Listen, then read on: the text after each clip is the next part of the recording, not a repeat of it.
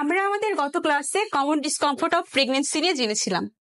তো common discomfort of প্রেগনেন্সির বাকি যেগুলো ছিল আজকে আমরা সেগুলো নিয়ে জানবো, কেমন? আচ্ছা, তো কমন ডিসকমফোর্ট অফ প্রেগনেন্সিতে মায়েদের যে কমন সমস্যাটা মায়েরা ফেস করে থাকে সেটা হচ্ছে কি ভ্যাজাইনাল ডিসচার্জ। যেটা আপনার কি হয়, ভ্যাজাইনাল ডিসচার্জ সবসময় থাকলেও প্রেগনেন্সিতে কি হয়, আপনার ইনক্রিজ হয়ে যায়। তো ইন্টারেস্ট কি জন্য হয়? পার্সোনাল হাইজিন মেনটেন না করার কারণে। আমরা অনেক সময় দেখে থাকি মায়েরা প্রপারলি যে পার্সোনাল হাইজিনটা মেনটেন করার কথা সেটা করছে না, এই জন্য কি হয়ে যায়, আমাদের ভ্যাজাইনাল ডিসচার্জটা ইনক্রিজ হয়ে যায়। তো এক্ষেত্রে আমরা মায়েদেরকে আমরা যেটা অ্যাডভাইসটা দিব সেটা হচ্ছে রিঅ্যাসুরেন্স অ্যান্ড মেনটেন করতে বলবো কি পার্সোনাল হাইজিন।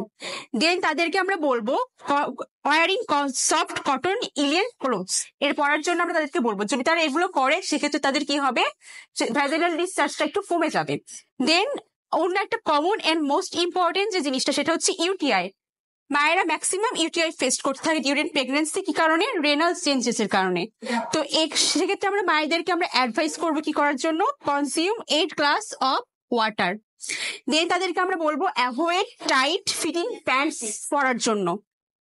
ইভেন আর আমরা তাদেরকে সাজেস্ট করবো ওয়্যার কটন আন্ডার প্যান্টস।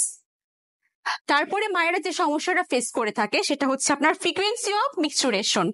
এক্ষেত্রে হচ্ছে during pregnancy, early pregnancy and late প্রেগনেন্সিতে দুটা ক্ষেত্রে এটা হচ্ছে আমাদের কমন। তো এক্ষেত্রে আমরা মায়েদেরকে অ্যাডভাইস করে থাকবো তাদেরকে হচ্ছে প্ল্যান্টি অফ ওয়াটার ড্রিঙ্ক করার জন্য, ঠিক আছে? আরেকটা যে সমস্যা আমরা মায়েরা সবসময় বেশি ফেস করে থাকে সেটা হচ্ছে ইনসোমিয়া। আমরা জানি ইনসোমিয়া কি? জানি না। আচ্ছা, ইনসোমিয়া হচ্ছে অনিদ্রা বা রাতে ঘুম না আসা। আমরা যখন মায়েরা প্রেগনেন্ট হয় তাদের বিভিন্ন ধরনের হরমোনাল চেঞ্জ হয়ে থাকে, এই কারণে কি হয় মায়েদের ফ্যাটিক আর হচ্ছে স্লিপ ইস্যু শুরু হয়ে যায় প্রেগনেন্সিতে। তো এক্ষেত্রে আমরা মায়েদেরকে অ্যাডভাইস করবো তাদেরকে হচ্ছে লেফট সাইডে ঘুমানোর জন্য। যদি লেফট সাইডে মায়েরা ঘুমায় তাহলে মায়েদের কি হবে, এই যে স্লিপ ডিফিকাল্টি বা ইনসোমিয়া সেটা হচ্ছে দূর হবে। আশা করি সবাই আমরা বুঝতে পারছি।